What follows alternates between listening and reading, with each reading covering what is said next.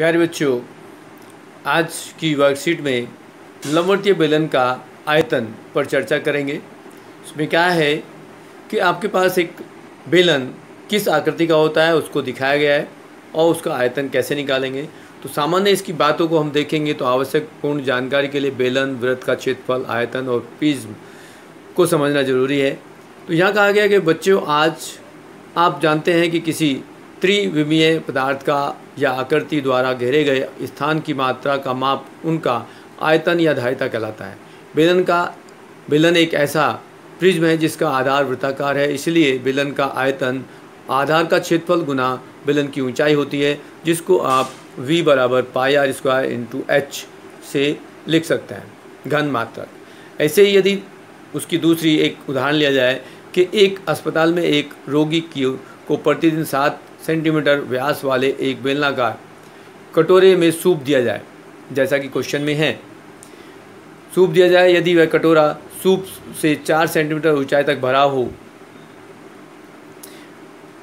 जाता है तो इस अस्पताल में 250 मरीजों के लिए प्रतिदिन कितना सूप तैयार किया जाता है। तो यहाँ हम एक जो कटोरा होगा वो बेलनाकार है, उसका आयतन निकाल लेंगे और उसको 250 से गुना कर देंगे तो हमारे पास 250 मरीजों के लिए कितना सूप चाहिए वो निकाल सकते हैं। ऐसा एक दूसरा उदाहरण दिया गया कि एक पेंसिल है, शीशे की एक पेंसिल है, उसके ऊपर एक लकड़ी का बेलनाकार अभ्यारण लगा हुआ है, उसके अंदर ग्रेफाइट है, तो उसमें ग्रेफाइट का आयतन कितना होगा और लकड़ी का आयतन कितना होगा। तो ग्रेफाइट का आयतन तो हम पाई आर स्क्वायर एच से निकाल लेंगे, लेकिन लकड़ी के आयतन में से आप पूरे पेंसिल के आयतन में से यदि ग्रेफाइट का आयतन कम माइनस कर दें तो आपके पास लकड़ी का आयतन आ जाएगा। मतलब बाहरी जो बेलन है उसका आयतन अंदर के बेलन को माइनस करके प्राप्त होता है। अब इसी प्रकार से जो क्वेश्चन हैं उन क्वेश्चनों को आप कर सकते हैं।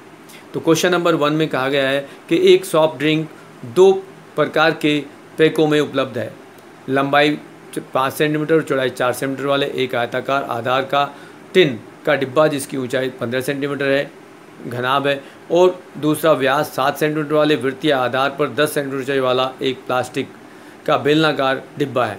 किस डिब्बे की धारिता अधिक है और कितनी अधिक है? मतलब आपको दोनों का आयतन निकालना है। अब आयतन कैसे निकालेंगे? तो पहला एक आयताकार डब्बा है, घनाभकार है, तो हम निकालेंगे कि जो आइसक्रीम है, सॉफ्ट ड्रिंक है, सॉफ्ट ड्रिंक का जो डब्बा है वो किस तरह का है।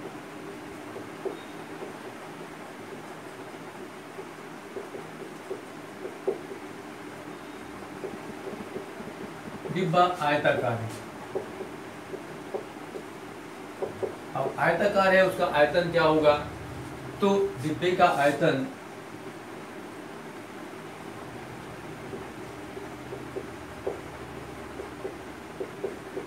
का जो आयतन होगा वो हम निकालेंगे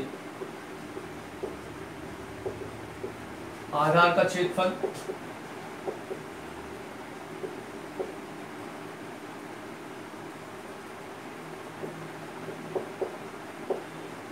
गुना ऊंचाई। तो आधार का क्षेत्रफल हम देखेंगे कि हमारे पास क्या क्या दे रखा है। तो आधार का क्षेत्रफल लंबाई गुना चौड़ाई होता है, जिसका जो लंबाई है वो 5 सेंटीमीटर है, चौड़ाई 4 सेंटीमीटर है और उसकी ऊंचाई जो है 15 सेंटीमीटर। यदि हम इसको गुना करेंगे तो 5 चौक 20 और 20 को यदि 15 से गुना करेंगे तो ये 300 सेंटीमीटर क्यूब इसका आयतन आ जाएगा। अब एक बेलनाकार आपके पास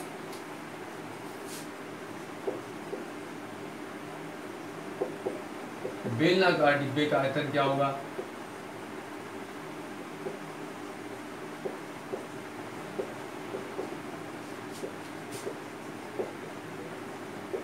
वो भी हमारे पास होता है आधार का क्षेत्रफल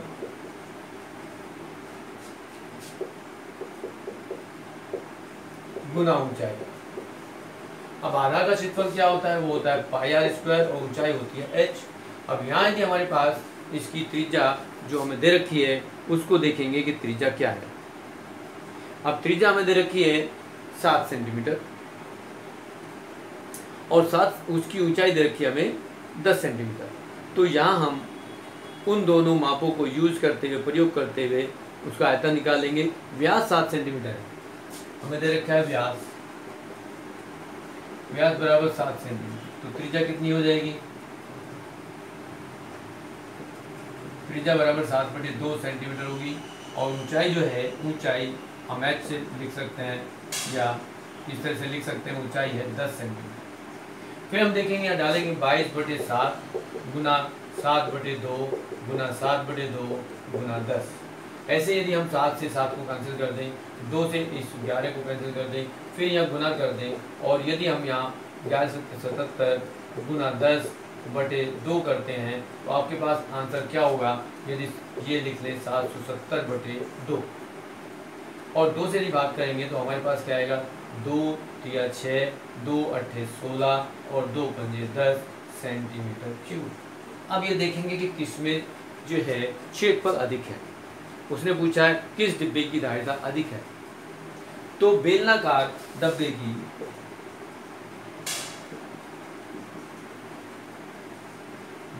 डिब्बे की धारिता अधिक है। लेकिन फिर उसने पूछा कितनी अधिक है। कितनी अधिक है तो हमें बड़े में से, अधिक में से कम को माइनस करना पड़ेगा। तो 385 माइनस 300 बराबर 85 सेंटीमीटर अधिक है।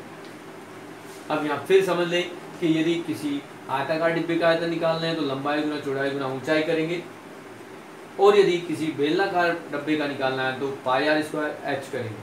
पाई का मान 22/7 रखेंगे, r 7/2 है तो 7/2 गुना 7/2 गुना करेंगे और 10 सेंटीमीटर उसकी ऊंचाई है।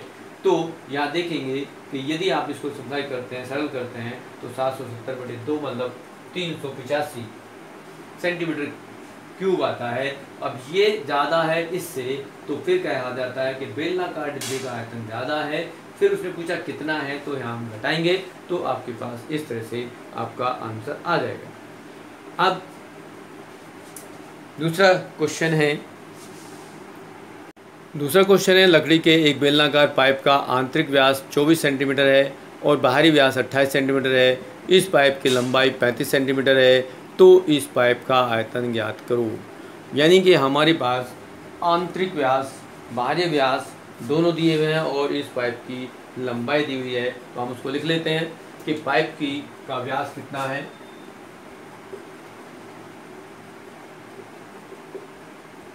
पाइप का आंतरिक, वो अंदर का जो व्यास है वो 24 सेंटीमीटर है।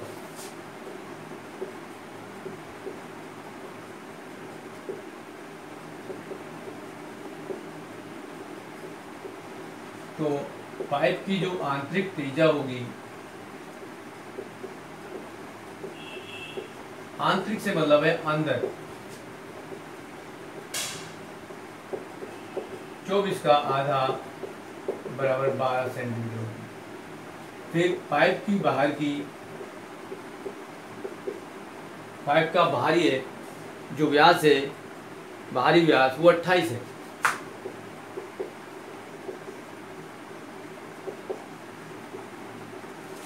वो 28 सेंटीमीटर है। तो पाइप का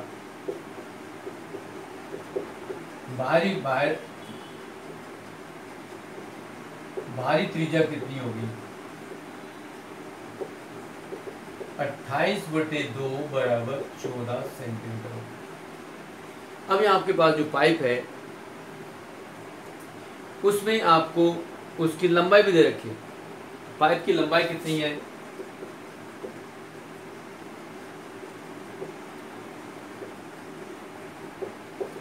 वो है 35 सेंटीमीटर।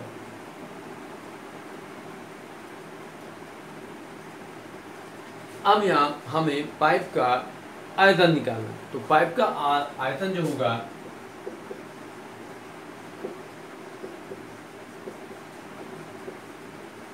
बराबर होता है बाहरी आयतन, बाहरी पाइप का आयतन, पाइप का बाहरी आयतन माइनस पाइप का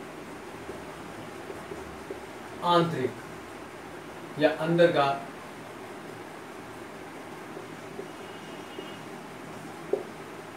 आंतरिक आयतन। मतलब यदि हम देखेंगे तो पाई आर स्क्वायर एच ले लें minus pi R square H ले लें। तो यहाँ हम कुछ कॉमन ले सकते हैं, जैसे पाई और एच कॉमन ले लें तो R square minus R square हो जाता है। अब यहाँ हमारे पास जो पाई का मान है 22/7, एच का मान है 35, बड़ा आर जो बड़ा है उसको हम कैपिटल आर से ले रहे हैं, 14 का स्क्वायर माइनस 12 का स्क्वायर। अब यदि हम 7 से कैंसिल करेंगे तो 7 पंजे 35 होगा और 5 से गुना करेंगे तो 110 आ जाएगा। अब यहाँ देखेंगे कि इसमें हम कौन सी प्रॉपर्टी लगाएं जिसको आसानी से हम हल कर सकें। तो इसमें एक प्रॉपर्टी हमारे पास आसानी करने के लिए ये हम लगा सकते हैं a प्लस बी और a माइनस बी, मतलब इन दोनों नंबर को एक बार जोड़ दें तो 14 प्लस 12 आएगा और एक आएगा 14 माइनस 12, मतलब यहाँ पर 110 और इन दोनों का जो योग है वो 26 और इन दोनों का अंतर 2 आएगा। यदि हम यहाँ से इनको मल्टीप्लाई कर दें 110 को गुना करेंगे तो यहाँ आंसर क्या आएगा, एक तो 0 आएगा, 275 सेंटीमीटर क्यूब, ये आंसर है। घन इकाई होती है तो इस घन इकाई को हम इस तरह से लिखते हैं। तो ये आपका जो सेकंड क्वेश्चन है वो भी कंप्लीट हो जाता है, वर्कशीट आपकी कंप्लीट होती है।